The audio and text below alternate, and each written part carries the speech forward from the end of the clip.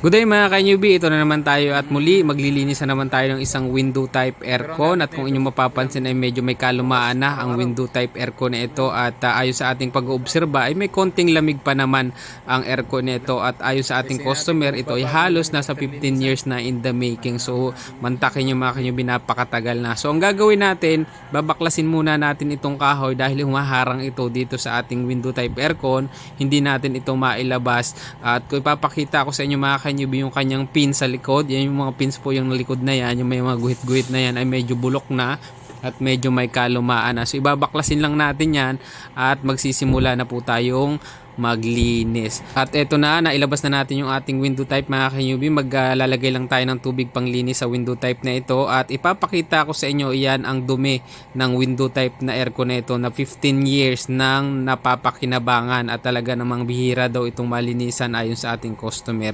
So medyo maselan yung ganitong mga linisan mga ka-newbie dahil anumang pagkakataon ay pwede tayong mabutasan ng tube, kaya ingat-ingat lang tayo doon sa mga mahilig mag-DIY, mga balak na maglinis ng kanilang mga aircon. Simulan na natin ang paglilinis.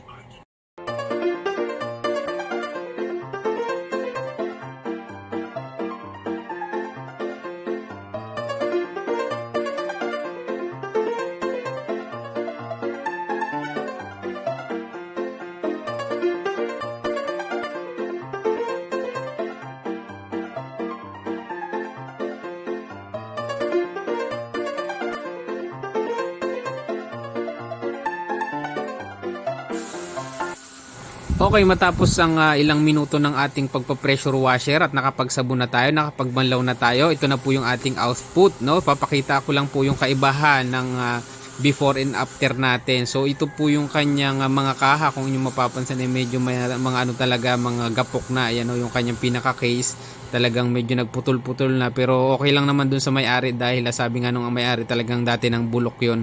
At ngayon tingnan nyo yung kanyang compressor mga ka-newbie, yung kanyang fan ay medyo makalawang na. So dahil itong aircon na ito ay halos nasa 15 years na nagagamit, at ito yung ating laging sinasabi na maging practical tayo sa pagbili ng mga aircon. Yan, kung inyong mapapansin na yung kanyang mga pins ay medyo bulok-bulok na, pero lumalamig pa naman ito mga ka-newbie at lalamig pa ito ng maganda after nating mapaliguan o malinisan. Kung inyong mapapansin talaga namang medyo makalakalawang na yung kanyang mga tube dyan, pero ang mahalaga okay pa po yung kanyang function. So nabuo na po natin ang aircon na window type na ito at ito na po yung pagkakataon natin na iti-testing natin ito para malaman natin kung may nagbago sa kanyang lamig. So papaandarin lang natin ito. So ito po ay pansamantala nating papaandarin dito sa labas dahil sabi nung may-ari ay dito na natin testingin, ano. So umikot na po yung kanyang fan. Naantay lang tayo ng ilang segundo at ilagay natin sa low cool, no. Yan, so medyo malamig na. Okay, ang ganda na ng lamig mga ka-newbie. Mas lumamig nga ngayon. So yan lang mga ka-newbie, hanggang sa muli nating pagkikita at salamat sa palaging panunood ng ating mga munting vlog at sana may natutunan kayo at may napulot kayong aral. Yun lang mga ka-newbie, God bless po.